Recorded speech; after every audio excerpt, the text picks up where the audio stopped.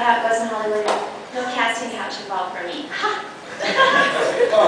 So Alan, how did you get involved in becoming the Tarman? It was essentially the same thing. It's you know, my agent called and said, hey, there's an audition. It's kind of an odd role. There's not really any lines other than like brains. So I'm not quite sure how much acting is involved in this. But as it turned out, there was, because Dan told me specifically at the callback that he wanted to see this creature thinking. He didn't want the zombies to be stupid, lumbering idiots. So you know, he really wanted me to figure out the whole chain thing and all of that. He wanted to see the thought processes that were going on in his head. And so I tried to bring that out as best I could, and I guess it worked, because he hired me. That was it. Yeah. Alan Trafford is one of the big reasons that I insist on every film that I work on, if there is a guy in a suit, that it not be a stuntman, that it be an actor, because Alan really made that suit come to life. I figure I did about 50% of it with the design, but Alan supplied the other 50% with really bringing that creature to life. Thanks. Yeah. And I was going to ask you, did you see the suit first, or did you see the drawings first? No, I think I saw the drawings first, because the suit was essentially built on me. Because Jeremy here has one of the original designs that I did for the Tarman. You want to, yeah. It's really cool. He's got it. Is that the original? Yeah, this is the original. This is the original? This is the second drawing that I did of the Tarman. The first drawing I did was a sort of shoulders and head shot. And Dan saw that, he said, you nailed it, it's perfect, but give me the full suit. And so this is the... That was hanging in there. I remember that hanging up in the work department. That's great. I really should have stolen it. Thanks, Jerry, thanks for bringing that. Is this yours? It's Nice. Okay, Jewel. Okay, Dan was in a strip joint where I worked. Doing research. Doing research, yes. Totally professional.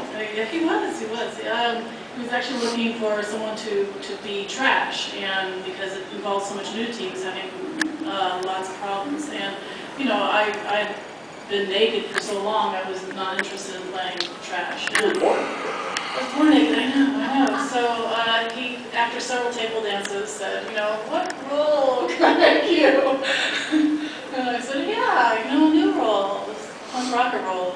And so after several more table dances, he was much more on the page. That's it. That's how I got cast. I was a good table dancer. So it was more like a casting table.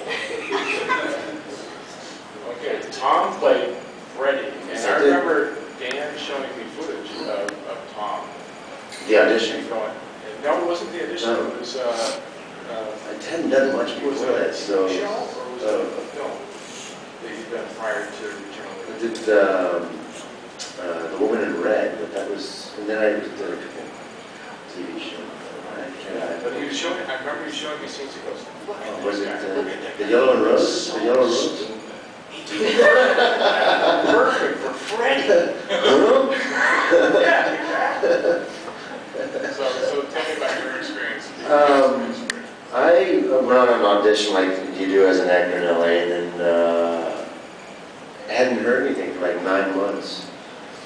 So, you know, you just move on, you keep going on auditions, and it was, the next call I had was, I was auditioning with girls to play my girlfriend. And that was 9 months later. What had happened was there was some kind of legal issue with the rights or the title to the movie. So I was being cast. I was already cast, but didn't have the contract, and I was reading with two other girls. Three girls. One of them was Beverly, and we got cast together, and then we started making the movie. Is that something? And Tom brought a lot to the part.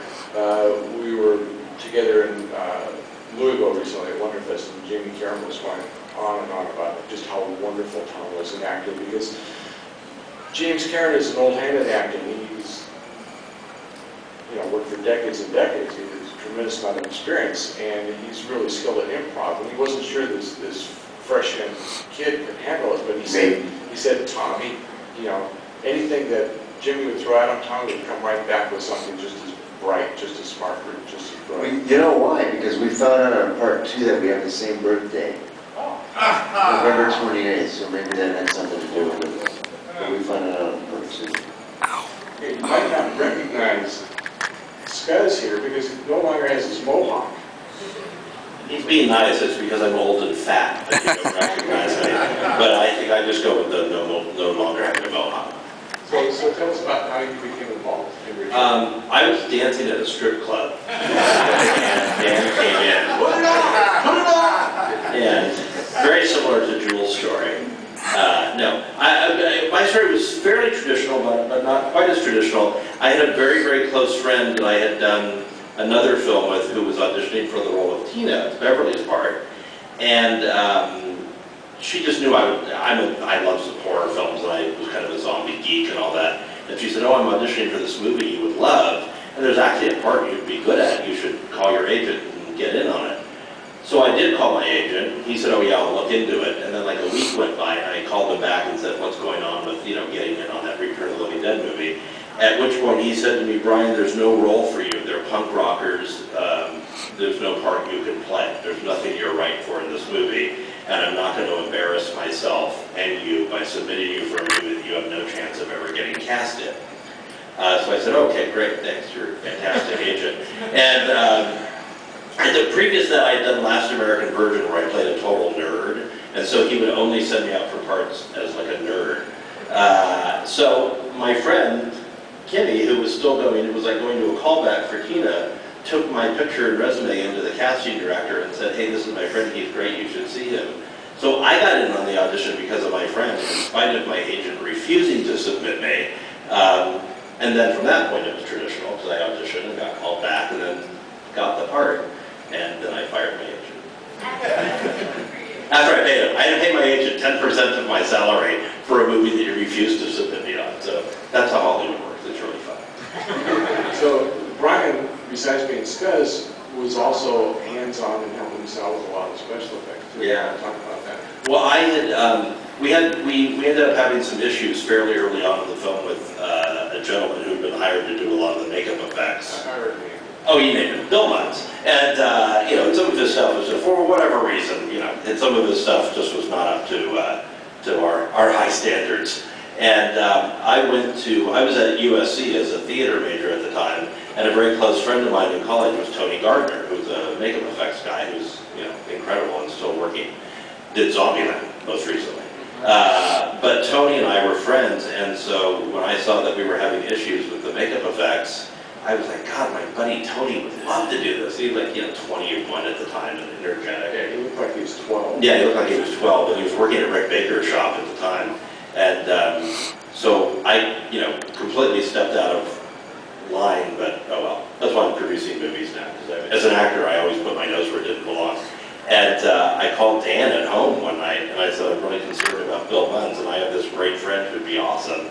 And somewhere down the line, a couple weeks into shooting or a week into shooting, Tony, that's what it was. Tony had made me teeth for the movie because I thought a guy named Scuzz wouldn't have, my parents spent thousands of dollars on braces for me, and I thought a guy named Scuzz wouldn't have perfect teeth. So Tony had made me these great slip-on teeth that were decayed and had like a silver cap. And so, so at some point they said to me, what was your friend's name again? We might want to talk to him.